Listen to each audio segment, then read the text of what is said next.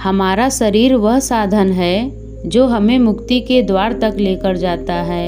यही हमारा सबसे बड़ा साथी होता है। एक स्वस्थ शरीर आपके लिए एक वरदान हो सकता है, लेकिन एक बीमारियों से ग्रस्त शरीर आपके लिए एक श्राप होता है। ऐसा शरीर आपको जिंदगी भर दुखी रखेगा, चाहे आपके पास कितना भी धन क्यों ना हो। अगर आपका शरीर बीमारियों से ग्रस्त है तो वो धन आपके किसी काम का नहीं रह जाएगा, क्योंकि आप अपने धन का भोग ही नहीं कर पाएंगे। एक सन्यासी अपने शिष्यों को इसी प्रकार उपदेश दे रहे थे। सन्यासी ने उनको बताया कि बहुत सारे योगी पहाड़ों में जाकर कठिन तप करते हैं, बहुत दिनों तक भूखे रहते हैं, व्रत करते हैं। वो ऐसा इसलिए करते हैं ताकि वो अपने शरीर को मजबूत बना सके, ताकि उनका शरीर लंबे समय तक जीवित रह सके और वो लंबे समय तक जीवित रह के मुक्ति के द्वार खोल सके। जब सन्यासी अपने शिष्यों को ये सब बता रहे थे, तब वहाँ पर एक बुजुर्ग आदमी अपने जवान बेटे को लेकर उनके पास पहुँचा। बुजुर्ग आदमी की आंखों में एक चमक थी, उनकी चाल में एक चपलता थी और उनके पूरे व्यक्तित्व से एक तेज निकल रहा था जो सबको अपनी ओर आकर्षित कर रहा था। लेकिन उसका जवान बेटा बिल्कुल उसके विपरीत था। उसके चेहरे पर कोई तेज नहीं था, उसकी चाल से वो थका थका लग रहा था। उस जवान युवक को देखकर ऐसा लग रहा था जैसे सारे संसार की विपत्ति उसी के कंधों पर आ गई हो। उसमें जवानी के कोई लक्षण दिखाई नहीं दे रहे थे। वो ऐसा प्रतीत हो रहा था जैसे जवानी में ही उसे बुढ़ापा आ गया हो। आश्रम के शिष्यों की तरफ बिना कोई ध्यान दिए वो बुजुर्ग आदमी अपने बेटे को लेकर उस सन्यासी के पास पहुंच गया। उन्होंने सन्यासी से हाथ जोड़कर याचना की कि आजकल के युवा बच्चों में कोई तेज नहीं बचा है, सब में बुढ़ापा पहले से ही आ गया है। लेकिन अगर मैं अपनी बात करूं तो आज बुढ़ापे में भी मुझे कोई बीमारी नहीं है, मैं बिल्कुल स्वस्थ हूं। लेकिन जब मैं अपने बेटे की तरफ देखता हूं तो मेरा दिल दुखी हो जाता है, क्योंकि ये अपने पिता से पहले ही बूढ़ा होने लग रहा है और एक पिता के लिए इससे ज़्यादा दुख की बात क्या हो सकती है। उन्होंने सन्यासी से प्रार्थना की कि आप आयुर्वेद के ज्ञाता हैं, आप इतने बड़े सन्यासी हैं, आपके पास तो बहुत सारे तरीके होंगे जिससे मेरे बेटे को बुढ़ापा आने पर भी कोई बीमारी ना पकड़े। अगर आपके पास ऐसी कोई औषधि है तो आप उसे देने की कृपा करें, जिससे मैं चिंता मुक्त होकर अपना जीवन जी सकूं। सन्यासी ने उस बुजुर्ग आदमी के युवा बेटे की तरफ देखते हुए कहा कि औषधि तो बीमार आदमी को दी जाती है, लेकिन इस युवक को देखकर ऐसा लगता है कि इसे कोई बीमारी नहीं है, बल्कि इसके खान पान, इसके रहन सहन और इसके दिनचर्या में थोड़ा बदलाव करके इसका पूरा जीवन बदल सकता है। असल में इंसान अगर बीमारी आने से पहले ही सतर्क हो जाए तो उसके पास बीमारी नहीं आएगी, लेकिन हम बाद में सतर्क होते हैं जब बीमारियां हमारे शरीर में प्रवेश कर चुकी होती हैं और उसके बाद औषधियों के इलाज के अलावा और कोई तरीका हमारे पास नहीं बचता। लेकिन मैं सबको कहता हूँ कि जो भी इंसान अपना स्वस्थ शरीर चाहता है, अच्छा खुशहाली से भरा जीवन जीना चाहता है, उसे अपने दिनचर्या में कुछ नियमों को अपनाने होंगे। उसे कुछ भोजन ऐसे खाने होंगे जो उसके शरीर के लिए लाभकारी हो। और तीसरा, उसे कुछ ऐसे योग सीखने होंगे जिन्हें वो जीवन भर कर सके। अगर वो सिर्फ इन 3 बिंदुओं को विस्तार से समझ लेता है तो उसका शरीर उसके लिए वरदान साबित हो जाएगा। उसे अपने शरीर की वजह से इस जीवन काल में कभी कोई कष्ट नहीं उठाना पड़ेगा। 3 बिंदु मैं तुम्हें विस्तार से समझाने की कोशिश करता हूँ। 3 बिंदुओं में सबसे पहले हमारा भोजन आता है। जिस प्रकार का भोजन हमारा शरीर ग्रहण करेगा उसी प्रकार की वो ऊर्जा पैदा करेगा। अगर हम अपने शरीर में बासी खाना डालेंगे तो वो आलस्य से भरा रहेगा, वो हमेशा सुस्त रहेगा। लेकिन वहीं पर अगर हम उसमें ताज़ा खाना डालेंगे तो हमारा शरीर चुस्ती से भरा रहेगा, उसमें कोई आलस्य नहीं रहेगा। सन्यासी ने अपने कथन पर और प्रकाश डालते हुए कहा कि किसी भी देश का भोजन वहाँ के ऋतुओं और वहाँ के जलवायु पर निर्भर करता है। ऋतुओं के हिसाब से सर्दी का अलग खाना होता है, गर्मियों का अलग खाना होता है और उसी प्रकार अलग अलग ऋतुओं का अलग अलग खाना होता है। और अगर हम जलवायु की बात करें तो जो लोग समुद्र के किनारे रहते हैं उनका खाना अलग होता है और जो लोग रेगिस्तान के पास रहते हैं उनका खाना उनसे बिल्कुल अलग होता है, क्योंकि अलग अलग देश में वहाँ की जलवायु के हिसाब से फसल उगाई जाती है और जो फसल वहाँ पर उगती है उसी के हिसाब से वहाँ पर भोजन तैयार किया जाता है। लेकिन चाहे किसी भी देश या किसी भी जलवायु का भोजन क्यों ना हो, अगर तुम अपने भोजन के साथ कुछ खाद्य पदार्थ और लेते हो तो तुम्हारा शरीर अपने आप चुस्त रहेगा, ऊर्जा से भरा रहेगा। उदाहरण के लिए मैं तुम्हें बताना चाहती हूँ कि खाने के साथ गाय का देसी घी बहुत ही लाभकारी होता है, लेकिन ज़रूरत से ज़्यादा घी खाना भी नुकसानदायक हो सकता है। इसीलिए जब भी आप अपने सुबह या रात्रि का भोजन करें तो उसके साथ 2 से 5 चम्मच देसी घी का सेवन अवश्य करें। इससे आपके शरीर के जोड़ों के अंदर वो घी पहुंचता है, जिससे आपके जोड़ उम्र बढ़ने पर भी अच्छी तरह से काम करते रहते हैं। तुमने बहुत सारे लोगों को देखा होगा जिनके घुटनों में दर्द रहता है, जिनके हाथ में दर्द रहता है। ये बीमारी तभी होती है जब हमारे शरीर में पर्याप्त मात्रा में तेल नहीं पहुंचता है। तेल यानी कि देसी घी हमारे शरीर के लिए सबसे ज़्यादा लाभकारी होता है।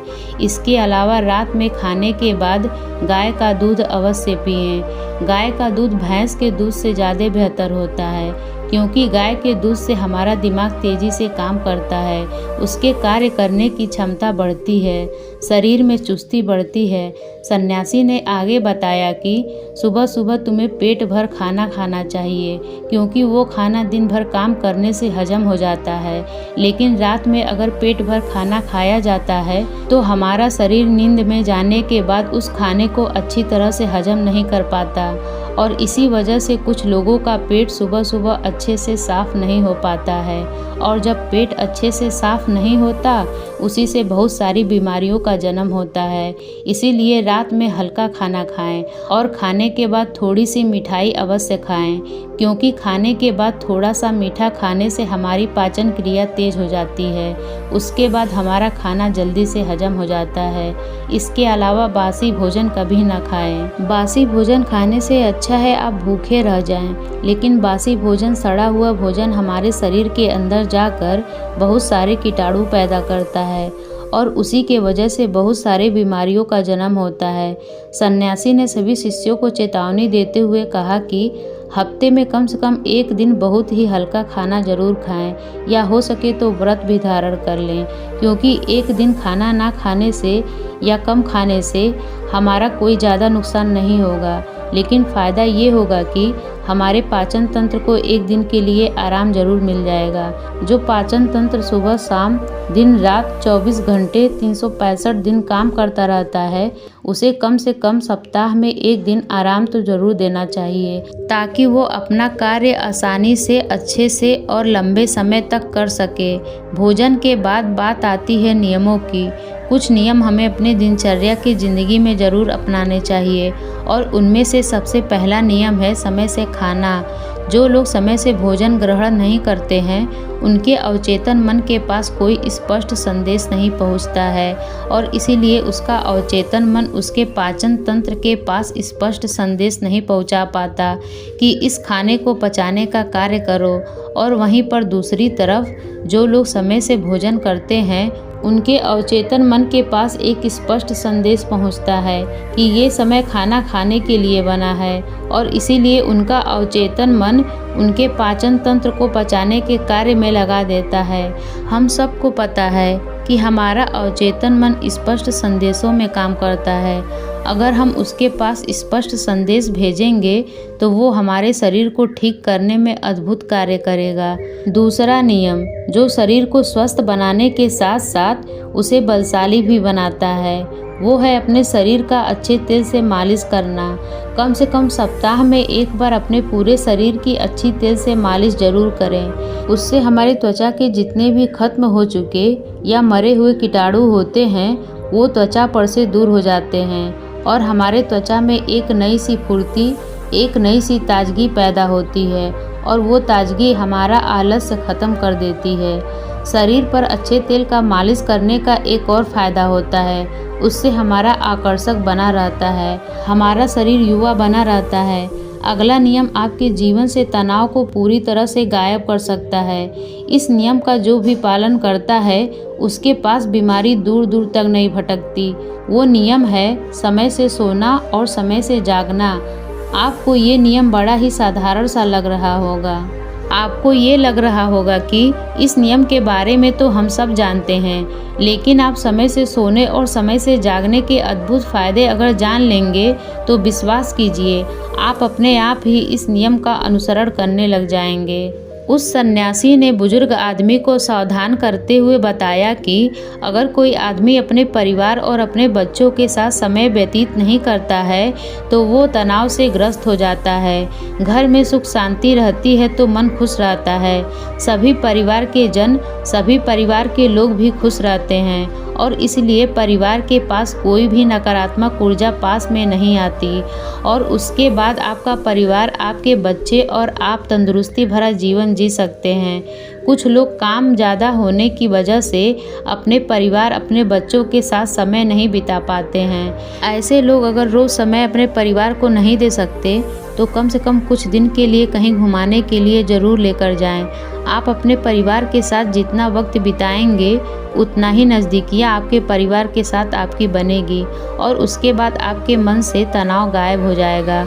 इसके बाद सन्यासी ने बताया कि ये तो तुम सब जानते हो कि व्यायाम करना हमारे शरीर के लिए कितना लाभकारी होता है। हर एक इंसान को व्यायाम करना चाहिए और समय से करना चाहिए, लेकिन कुछ लोग व्यायाम करने का गलत अर्थ निकाल लेते हैं। व्यायाम उतना ही करो जिससे तुम्हारे शरीर को पीड़ा ना पहुँचे। कुछ लोग व्यायाम ज़्यादा करने के लिए अपने शरीर को पीड़ा पहुँचाते रहते हैं, लेकिन व्यायाम सिर्फ उतना ही होना चाहिए जितना आप सहन कर सकते हैं। अपने सीमाओं से परे जाना अपने शरीर को पीड़ा पहुंचाना है। हद से ज़्यादा व्यायाम आपको थका देगा और थकने के बाद आपके अंदर आलस्य भर जाएगा और उसके बाद आपका कोई काम करने का मन नहीं करेगा। इसीलिए अपने आप को इतना मत थकाओ कि आप अपना काम भी ना कर पाओ। और व्यायाम करने के साथ साथ एक नियम और अपनाना चाहिए और वो नियम है ध्यान का नियम। ध्यान करने से हमारा दिमाग और हमारा मन एकाग्र होना सीखता है, वो विचारों से मुक्त हो जाता है और जब दिमाग और हमारा मन विचारों से मुक्त हो जाता है तो शरीर से तनाव चला जाता है, क्योंकि विचार ही तनाव का असली कारण होते हैं। जो लोग समझदार हैं वो जानते हैं कि विचार ही हमें दुख पहुंचाते हैं और विचार ही हमारे तनाव का असली कारण होते हैं। इसीलिए लोग शून्यता में जाने का ध्यान करते हैं, लेकिन अगर आप भी रोज़ ध्यान करते हैं तो इससे आप विचार रहित तो होंगे ही साथ आपके चेहरे का तेज बढ़ेगा और आपकी इंद्रियां यानी कि आँख, नाक, कान, त्वचा और आपका मस्तिष्क अच्छी तरह से कार्य कर पाएंगे। भोजन और नियम के बारे में विस्तार से बताने के बाद सन्यासी ने योग का रहस्य खोलना शुरू किया। उन्होंने सभी को बताया कि कुछ योग ऐसे होते हैं जो हम अपना काम करते करते अभ्यास कर सकते हैं और उसका अभ्यास करने से हमें चमत्कारी फ़ायदे मिलते हैं। एक योग जो सबसे ज़्यादा लाभकारी होता है और जिसे करने के लिए अलग से समय नहीं निकालना पड़ता है, आप कोई भी काम करते हुए उस योग को कर सकते हैं और वो योग है गहरी सांसें लेना। जब भी आप सांस लेते हो तो अपनी नाभि से सांस लेने की कोशिश करें। सिर्फ छाती में सांस भरकर या अपने कंठ में सांस भरकर ना छोड़ें। नाभि तक सांस को जाने दें और नाभि से ही सांस को आने दें। उसके बाद आप अपनी सांसों के साथ एक संबंध स्थापित कर लेंगे। जीवन का रहस्य सांसों में ही छुपा हुआ है और जितनी ही गहरी आपकी सांसें होंगी उतना ही गहरा आपका ध्यान होगा। और ये योग हम कोई भी काम करते हुए कर सकते हैं। मान लीजिए कि तुम कोई भी काम कर रहे हो तो उसमें गहरी सांस लेने में तुम्हें कोई भी अड़चन नहीं होनी चाहिए। उसके बाद अगला योग समझाते हुए सन्यासी ने बताया कि जब भी तुम सोने के लिए जाते हो तो हमेशा याद रखना कि तुम योग निद्रा में जाकर नींद ले सको, क्योंकि योग निद्रा की नींद अगली सुबह तुम्हारे लिए ताजगी भरी लेकर आएगी। आखिरी योग बताते हुए सन्यासी ने बताया कि एक योग जिसके लिए तुम्हें अपना थोड़ा सा समय देना होगा, लेकिन थोड़े से समय के बदले उसके फायदे बहुत लंबे होंगे। वो योग है अपनी इंद्रियों के लिए। तुम्हारी इंद्रियां जो होती हैं वो जिंदगी भर तुम्हारा साथ निभाती हैं। तुम्हारी आंखें देखने का काम करती हैं, तुम्हारा कान सुनने का काम करते हैं। उसी प्रकार हर एक इंद्री अपना अपना कार्य अलग अलग भिन्न भिन्न रूप में करती रहती हैं। लेकिन समय के साथ साथ जैसे जैसे इंसान की उम्र बढ़ती है, इन इंद्रियों की शक्ति कम होने लग जाती है। इसीलिए इंसान को ऐसे योग करते रहना चाहिए जिससे उनकी इंद्रियां कभी भी कमज़ोर ना पड़े। उदाहरण के लिए आँखों की शक्ति बढ़ाने के लिए त्राटक ध्यान का प्रयोग किया जा सकता है और कानों की शक्ति बढ़ाने के लिए कानों से सुनने का अभ्यास किया जा सकता है। सिर्फ हमें अपनी अलग अलग इंद्रियों पर अलग अलग समय पर अपना ध्यान केंद्रित करना है। जैसे कि हम खाली बैठे सिर्फ सुनने पर ध्यान लगा रहे हैं, हमारे कानों में हर प्रकार की ध्वनि प्रवेश कर रही है, हमारा पूरा ध्यान सिर्फ सुनने पे लगा हुआ है। इस ध्यान को सिर्फ कुछ पलों तक करने के बाद आपको खुद ही महसूस हो जाएगा कि वो इंद्री आपकी अच्छी तरह से काम करने लग गई है। इसीलिए ये भोजन नियम और आखिर में ये योग आपके जीवन को बदल सकते हैं। बुढ़ापे तक आपके पास कोई बीमारी नहीं आएगी। उसके बाद सन्यासी ने सभी को वहाँ से प्रस्थान करने को कहा और खुद आयुर्वेद की औषधियाँ बनाने में लीन हो गए। दोस्तों, उम्मीद करती हूँ कि इस कहानी से आपको बहुत कुछ सीखने को मिला होगा। कहानी अच्छी लगी हो तो हमारे चैनल को ज़रूर सब्सक्राइब करिएगा, वीडियो को लाइक और शेयर करिएगा। कहानी सुनने के लिए आप सभी लोगों का बहुत बहुत धन्यवाद।